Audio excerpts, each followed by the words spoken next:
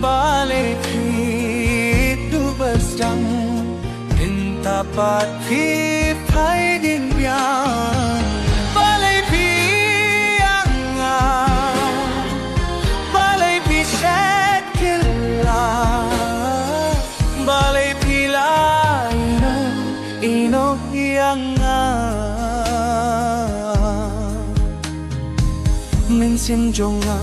kat no kapang habaya pingakin mau bat nga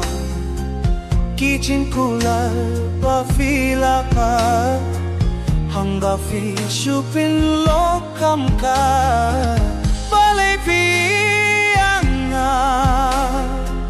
Balei pi set kena Balei pi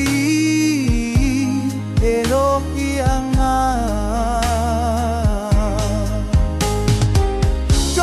Jong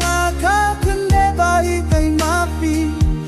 mapi ba peling ayakang sin Jong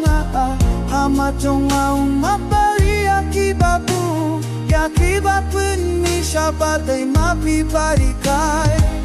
hamon sin Jong Balei piwan banisyo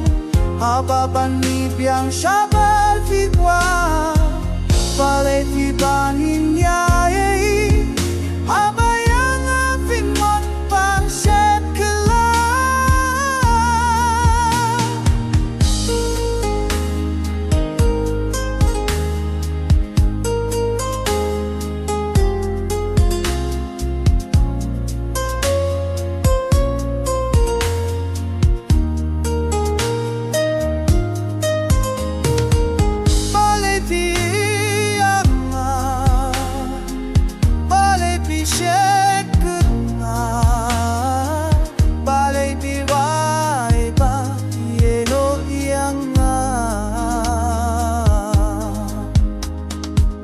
Abangin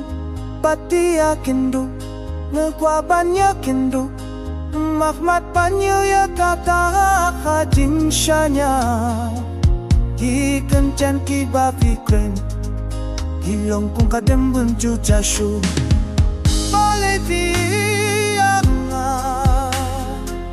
Balei shek Balei